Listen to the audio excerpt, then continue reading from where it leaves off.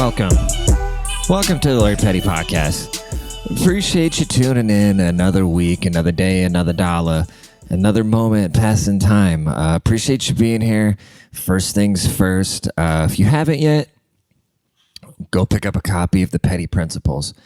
It's nice finally having a product, you know, because that's one thing I've always struggled with is because I didn't want to bombard people with some bullshit that I don't believe in or start selling like affiliate codes and stuff like that. But cool thing about this book is that it's all my thoughts. It's all my dearest thoughts put in one thing. And most people follow me based off the things that the thoughts that I've written, right? Like my tweets and shit like that. So why wouldn't you buy the thing with all my thoughts written in it? This is the one place where I can't be censored, bro.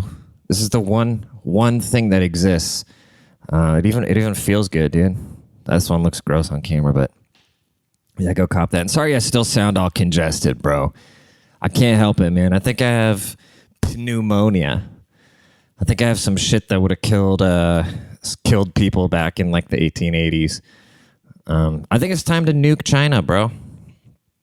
I don't know what the fuck they gave Butthole Biden, dude. How is it that this 90-year-old guy recovered within 5 days and I'm this strapping fucking German master race and I am still just dying? I feel like I got water in my lungs, dude. I'll be laying there at night just,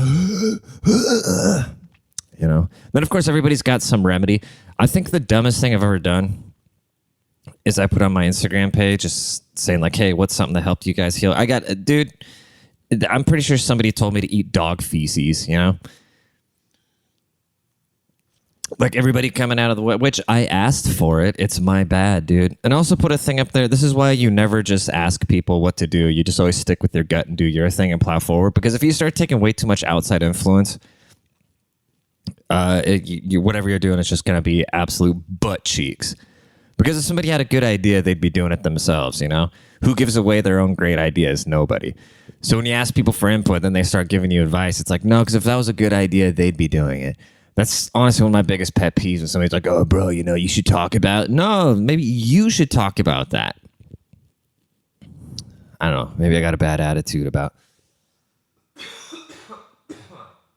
I was kind of had a bad attitude about collaboration in general. I just like doing things my way, bro.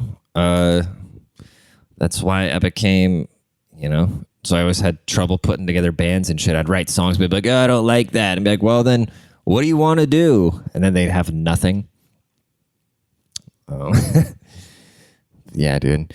Shit's lit. I know I have a bad attitude. It's okay. I know why.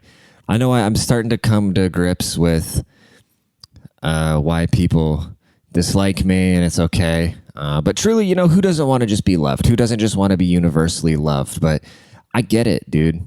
I get it. I understand when people dislike me because a lot of times, I don't know how to say this without being a big douche, but like sometimes, and it's rare, I'm not going to lie, it's becoming more and more rare, but sometimes I'll step into a room and I'll be faced with somebody where I just realize, okay, I am intellectually and life experience and everything else. I'm punching out of my league. This person knows things that I don't know. They have a better, like, that's how I felt when I interviewed Bobby Sausalito. You know, and like 2 years ago, I would have had to check my own ego because I would have been like, oh, fuck this guy. But now I'm enough over that hump to where when I do realize like, okay, I just need to shut the fuck up around this person, I can swallow my own pride and just realize I'm the fucking idiot and I just need to sit there and open up my ears and you know, and I like that. I'm trying to surround myself more with people where they inspire me, give me that feeling. But a lot of times, dude, and this, you know, you can take this how you want, but a lot of times I don't feel like that. I don't feel like there's somebody in the room that's going to be putting me in my place or tell me anything that I don't want to hear. So then the logical explanation for that, unless I'm just completely delusional, is that I give people a pretentious type vibe or something like that because Yeah, and it makes people feel uncomfortable. It makes people feel uncomfortable when you do the work on yourself. When you start emanating a certain, when you start carrying yourself in a way where you let people know, like, I don't give a fuck what you think about me. It makes them feel a certain way, and it kind of sucks. I wish everybody could just be kind of supportive of each other, but I thoroughly enjoy when I'm in the presence of somebody that makes me realize I need to shut the fuck up. So yeah, dude, I know why people dislike me, dude. I'm not stupid. Like I said, I wish they would all love me. I wish they would all just embrace me, but who does? And it's just people's like before I ever opened my mouth, somebody would be like, "Oh, no, he's an idiot." Like somebody's telling me how this chick was talking about basically this comedy club owner just doesn't even know me, and she's like, "Oh, well, he's an idiot." Well, it's like, you know what? Sorry, I'm not fucking ugly. I don't know what to tell you. But even though I probably lost like 15 pounds from this fucking COVID shit. But, yeah, dude, people just, people make assumptions. It's like how the prom queen chick always has drug problems. So when you're in like comedian circles and shit like that, if you don't appear homeless and you don't have like major mental issues, people just kind of hate you because it makes them feel a certain way about themselves. And nobody will ever say anything to you. Nobody will ever say anything negative to you that isn't a reflection of how they feel about themselves. So that's why I try to big people up, dude, because I'm trying to love myself. I'm sweating my dick off in this jersey right now. I don't even know. I know it's a kicker. I forget his name. I think it's Hauschka. Seahawks, dude. Guess what, man? I'm kind of homesick, dude.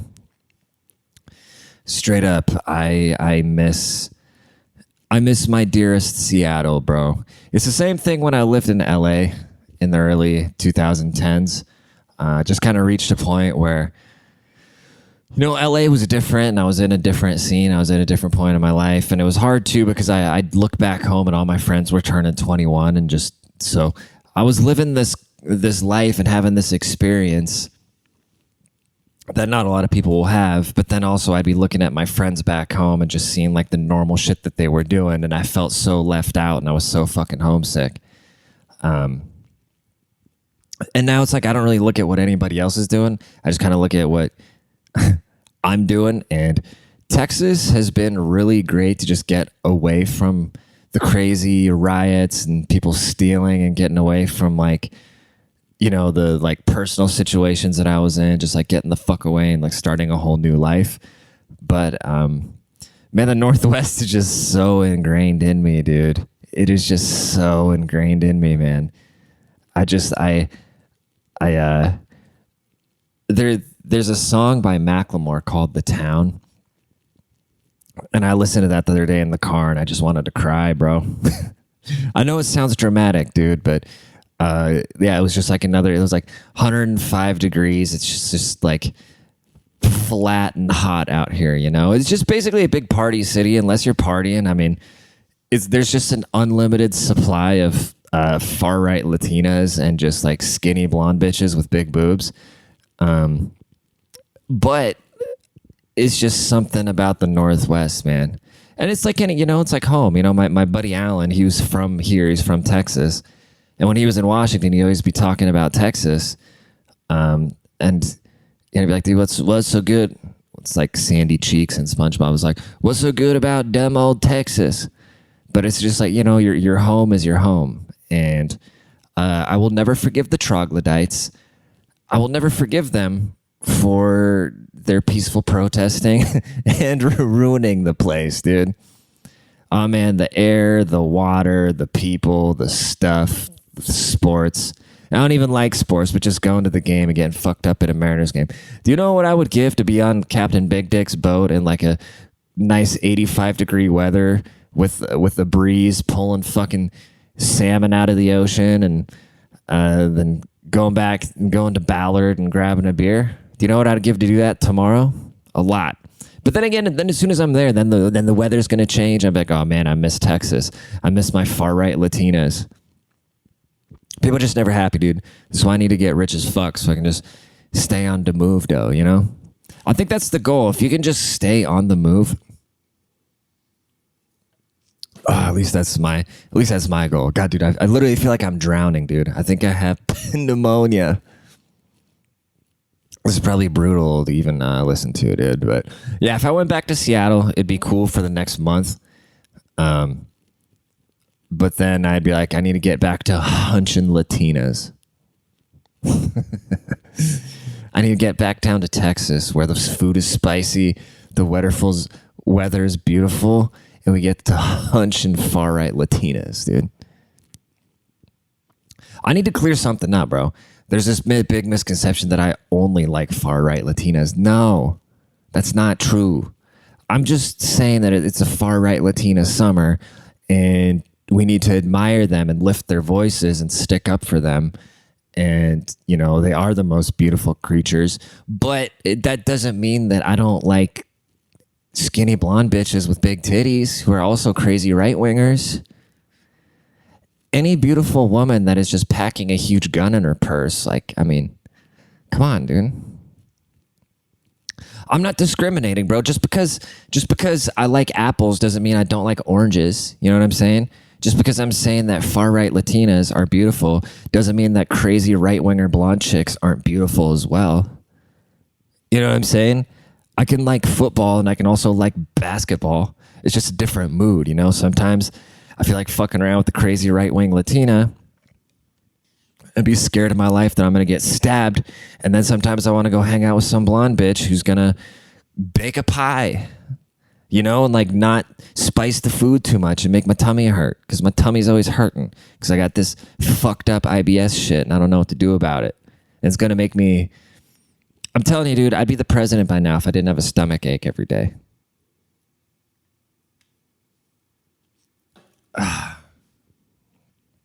If I didn't feel like if my whole life didn't revolve around where I was going to shit my pants. If I didn't have to worry about shitting my britches when I'm hunching far-right Latinas. If you have like zero health issues, consider yourself, you are rich. I would, not that I have much to give, but I would give up everything I've ever had and never will have. Like I would live below the poverty line just to never have a stomach ache ever again or never feel like I'm going to shit my britches when I'm trying to hunch far-right Latinas and right-winger blonde skinny bitches with big titties. You know, how long have we been doing this podcast, dude? You know, we've already done over 150 episodes. How crazy is that? Eventually, when this thing really, really catches wildfire, I can go back and throw automated ads on all the episodes. And then when it finally reaches the masses, if we're going to get breaded up, dude. I wonder, you know, besides, it's not fair that there's not a thing for men, like for women, how there's being a stripper or having an OnlyFans. Like for guys, it's all illegal shit you got to be doing. And I don't want to ever jeopardize my freedom, but I need like a bunch of capital up front right now to like fund a bunch of stuff I want to do. And like I said, I really don't want to go to jail. Like I said, I'd rather be poor on the outside than go to jail for like selling drugs or something like that, you know? Like, I wish I could just let my titties flop out on a camera. I wish I could sit here and be like, hi, and fucking bobble around my titties and make $100,000 and have that to invest in like a bunch of marketing for my book or something. Dude, I had a meme deleted today. It was basically a picture of a guy who had his face like face level with another guy's asshole. And then the caption was, when you get a conservative meme removed off Instagram and you want to celebrate your friend. And it was like 15 seconds, it deleted it for nudity. It's like, oh, you can't show the front of buttocks. And you couldn't even see the ass you couldn't even see this dude's ass. You just saw the back of this dude's head, but you could tell that he was eating the dude's ass. But then, you know, I get on Instagram and then my whole explore page is just, you can literally see the fucking star cookie, like the ripples of a chick's butthole. And they don't give a fuck. I mean, I'd rather see that too, but also have some consistency, you know? These fucking social media companies, dude.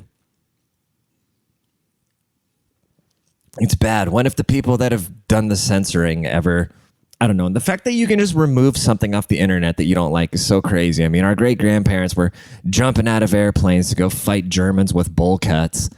And then now these kids, they can get upset about something they see on the internet. You know, if you see something you don't like, you just move the fuck on. And for the fact that, like, the fact that you can report things is just so crazy to me, dude. It's just wild, bro. Like, you are free willingly looking at somebody's page.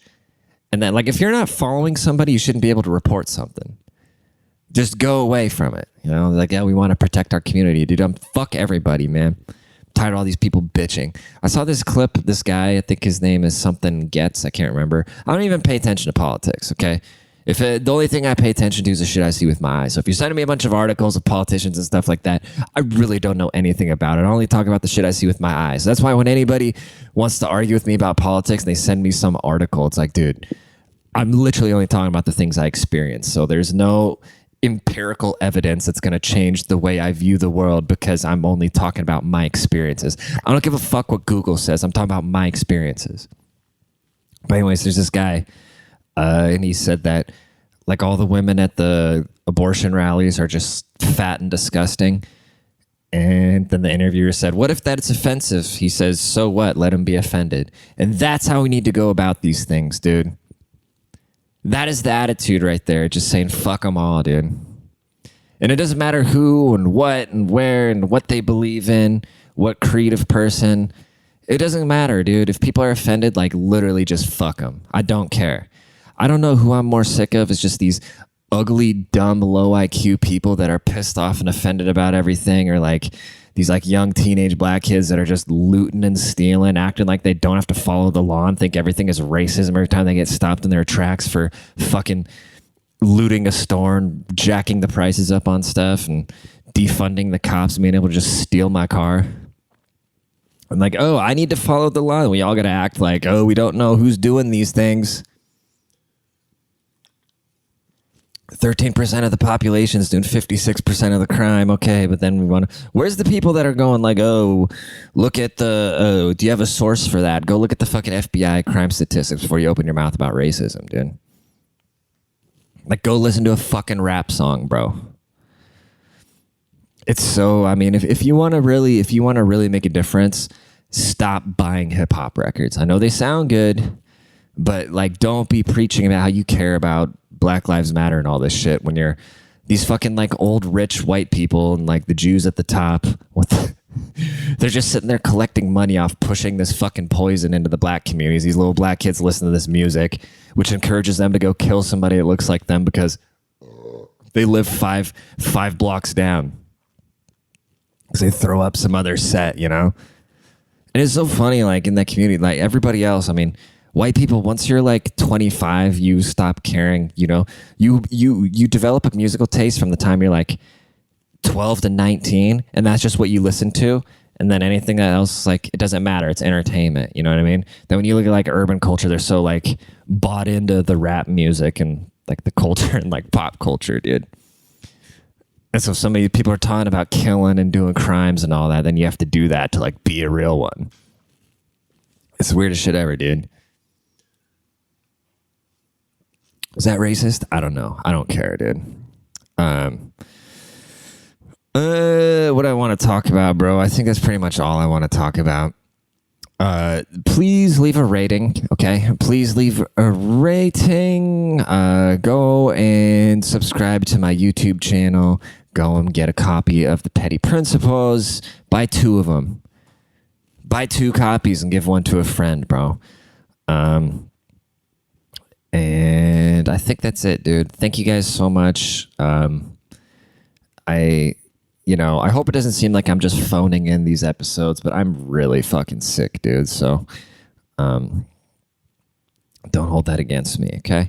All right. Love y'all. Peace out. Deuces.